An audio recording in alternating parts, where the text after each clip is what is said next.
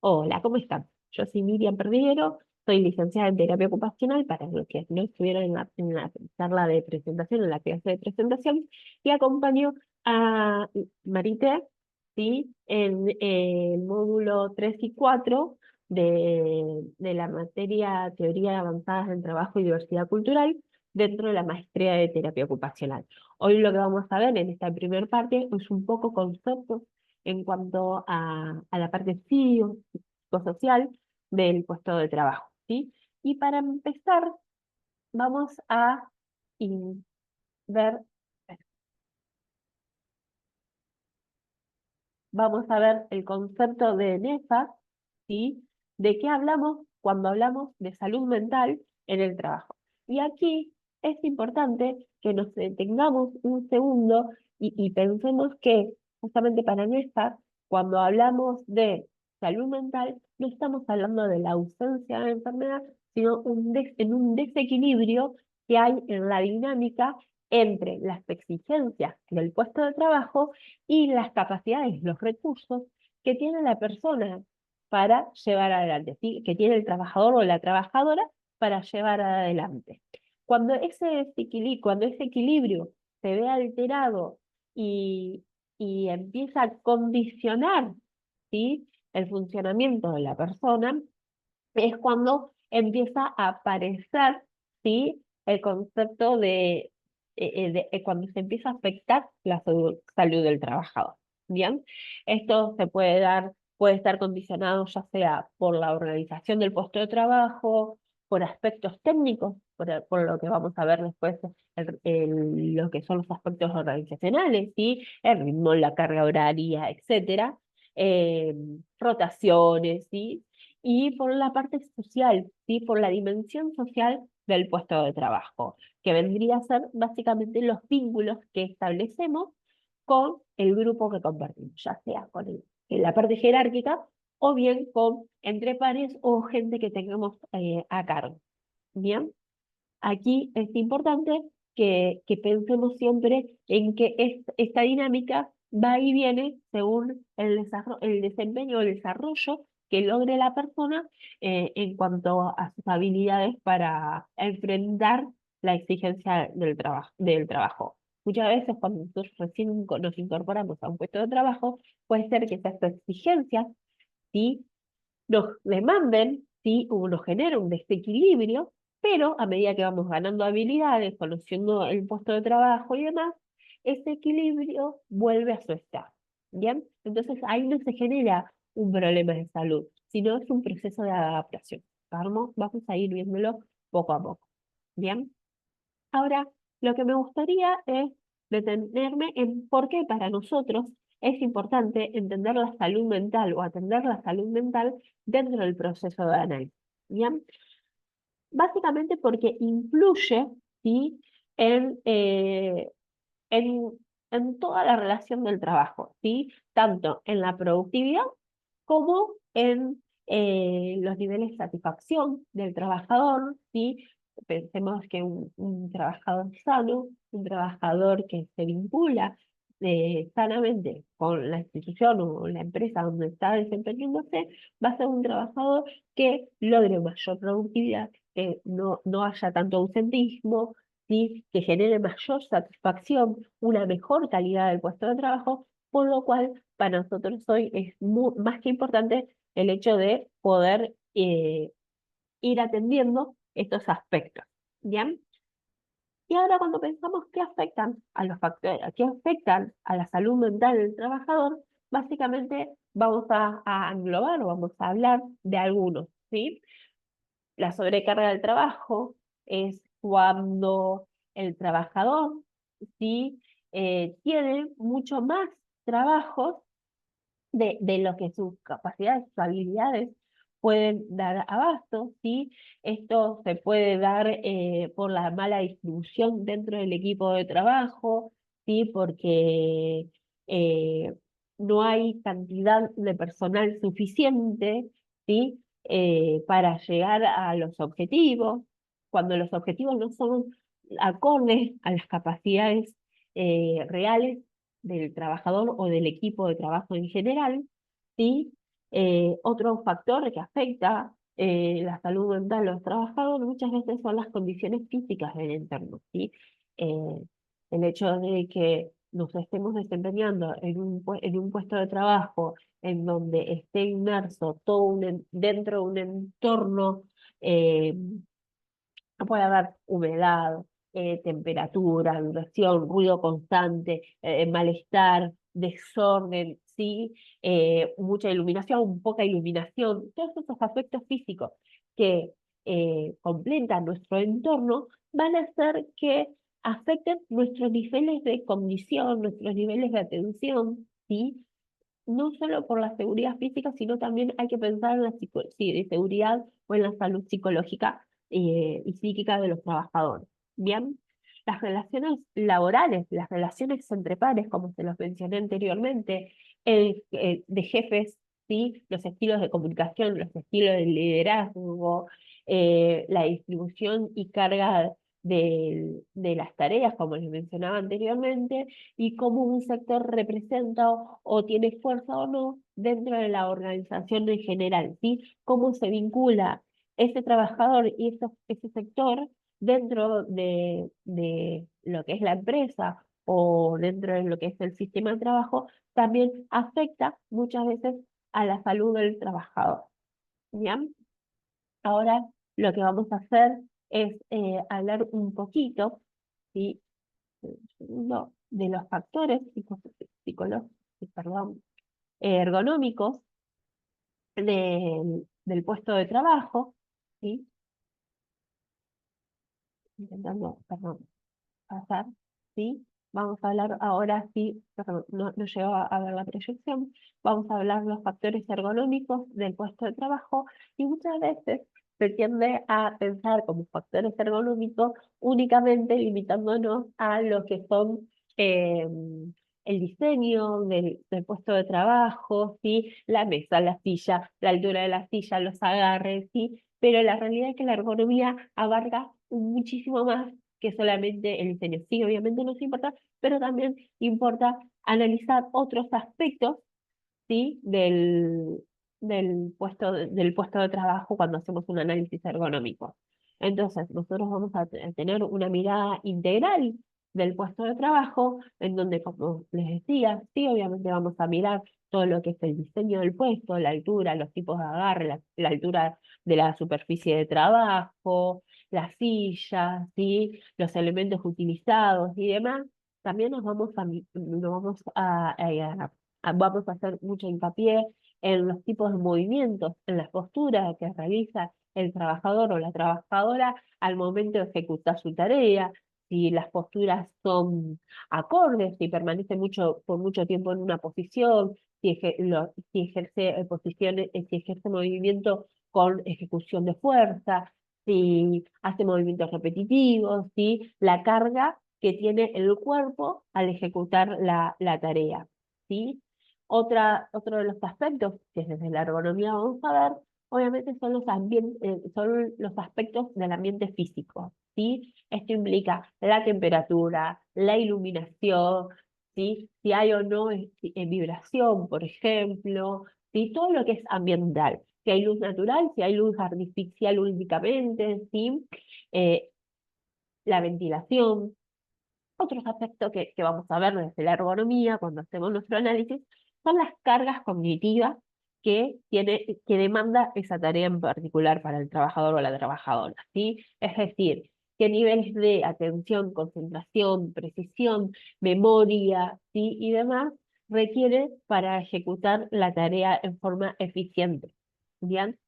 No vamos a descartar jamás en nuestro análisis ergonómico los aspectos organizacionales del puesto de trabajo. ¿Qué quiere decir esto que les decía? ¿En qué posición en el organigrama se encuentra ese trabajador o trabajadora que estamos analizando? ¿Cómo se vincula dentro de lo que es la jerarquía? ¿Cómo se vincula entre pares? Si es un trabajo que se trabaja solitario, si es un trabajo en atención al cliente, por ejemplo, si se vincula con otros, con terceros, con proveedores, si se puede hacer pausas, el ritmo de trabajo, no es lo mismo trabajar en una atención al cliente, en donde el ritmo va a ir fluyendo a través de la cantidad de clientes que tengamos, o trabajar dentro de una línea de producción en donde el ritmo de trabajo lo va a determinar, por ejemplo, una línea de montaje. Bien, si se puede hacer las pausas, dónde, cómo, cuándo se hace una pausa de descanso, ¿sí? Si las pausas son pausas activas, si estas pausas activas le dan tiempo de recuperación, son pausas libres en donde el trabajador realiza un descanso sin estar condicionado, ¿sí? En el mismo ambiente de trabajo, o si tienen un lugar aparte para hacer el descanso, ¿sí? Todos estos aspectos para nosotros son fundamentales al momento de analizar, de tener una mirada ergonómica, ¿sí? Es una mirada holística del puesto de trabajo, básicamente. Ahora, lo que vamos a hacer es centrarnos, ¿sí? En este primer módulo, la idea es, en esta primera parte del módulo 3, es ver y ampliar un poco la mirada del análisis del puesto de trabajo, ¿sí? Uno de los aspectos que nosotros vamos a analizar son los factores psicosociales. Yo más o menos hasta ahora se los venía deslizando un poquito, ¿sí? Pero ahora lo que me gustaría es centrarme en una definición específica de lo que son los factores psicosociales, y voy a tomar acá la definición que refiere Neffar, ¿sí? En donde determina que los factores psicosociales son aquellos elementos que dentro de la organización, que se originan en la organización, en base al contenido de las tareas, las condiciones en las que se desarrollan las actividades laborales, y las relaciones sociales que se establecen en el entorno, ¿sí? Básicamente es aquello que se da entre las personas, pero también que se da en el interior del sujeto, ¿sí? Que para nosotros es fundamental. eh, los factores psicosociales, ¿sí? Un segundo, porque no más lento, ¿sí? Se van a caracterizar, ahí está, perdón, se van a caracterizar básicamente porque surgen de la interacción, como les mencionaba anteriormente, entre las personas y su contexto laboral, ¿sí? Esto quiere decir que no se puede pensar por separado el entorno del trabajo, ¿sí? Y al sujeto, ¿sí? Sino que se tiene que pensar al trabajador, trabajadora dentro de ese contexto en general, ¿sí? Y lo que despierta en él, ¿sí? Están ubicados históricamente, están construidos, es un momento, cuando yo hago un análisis de un puesto de trabajo, es en ese momento, en esa situación que estoy analizando.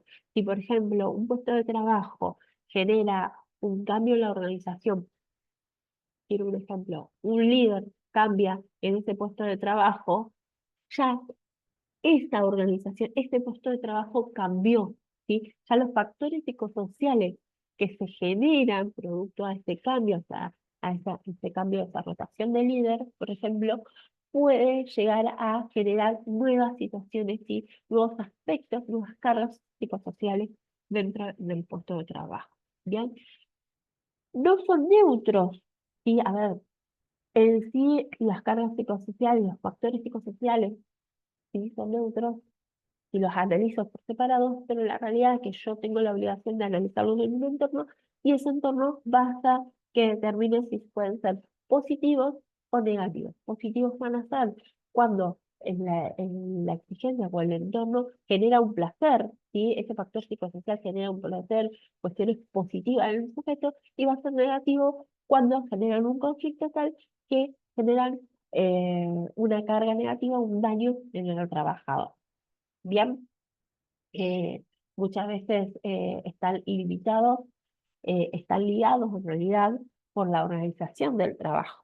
Bien, el ritmo que se impone, el grado de autonomía que puede tener una persona, por ejemplo, o cómo es la supervisión. ¿Es una supervisión directa? ¿Es una supervisión paternalizada, en donde el líder lo que hace es dirigir, controlar, no delega, sino que está atrás de cada uno de los trabajadores y el quehacer de cada trabajador, ¿sí? O bien es un líder que sí delega, que distribuye y genera en el trabajador o trabajadora mayor compromiso, mayor obligación, mayor responsabilidad también, ¿sí?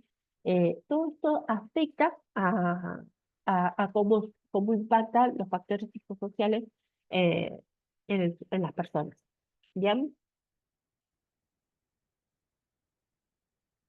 Y ahora, antes de pasar al siguiente tema, sí, me gustaría retroceder un segundo y hablar un poquito más sobre los factores psicosociales y, y no olvidarnos de mencionar, sí, eh, la importancia de entender cuando hacemos un análisis de puesto de trabajo, no solo en el ambiente, en el diseño del puesto de trabajo, en las cargas que implican en el sujeto, en la persona, en la representación del concepto de trabajo, sino también en pensar en aquello que surge entre, eh, entre los individuos que conviven, que comparten un contexto laboral. Bien, entonces, ¿por qué es importante para nosotros abordar los factores psicosociales? Básicamente porque le dan un sentido al trabajo, ¿sí? Le dan un sentido al para qué, el por qué se hace el trabajo, ¿sí? Eso va a ser muy independiente de cada sujeto. La identidad profesional genera la identidad, cómo me reconozco yo como trabajador y todo lo que conlleva, ¿sí? Puede o no generar un bienestar, un mayor o menor bienestar en quien realiza el trabajo, ¿sí? Es importante entender que los factores psicosociales no son visibles a simple vista, sino que hay ciertas conductas, hay ciertas cuestiones que hacen eh, que nosotros podamos interpretar que hay una afección en los factores psicosociales. Por ejemplo, la baja productividad, el aumento de ausentismo, eh, la baja calidad en el servicio, en los productos que se llevan adelante, ¿sí? Son algunas de las cuestiones que van a afectar o que van a hacer que nosotros podamos visibilizar los factores psicosociales. No es algo tangible como, por ejemplo, el nivel de luz en un ambiente, ¿sí? Cuando yo hago el análisis físico y mido el nivel de luz en un ambiente, ¿sí? Esto es algo físico. En cambio, los factores psicosociales no, tengo que hacer una interpretación de lo que está pasando. ¿Bien? A continuación, lo que vamos a ver son algunas situaciones, algunas patologías que se pueden desencadenar justamente por estos factores que venimos viendo, ¿sí? Cuando este desequilibrio en las exigencias del puesto de trabajo, ¿sí? Y las capacidades del trabajador en afrontarlas pueden llegar a generar eh, ¿sí? en los trabajadores. Vamos a arrancar un poquito así con lo que es la fatiga laboral, ¿sí? Básicamente la fatiga laboral no es solo un cansancio, sino también un estado, ¿sí? Mental, emocional, o sea, no es un cansancio físico únicamente, sino que es un cansancio más a nivel cognitivo, más a nivel mental, emocional, ¿sí? Quizás no es que me duele la espalda y estoy fundido, sino que anímicamente me siento agotado.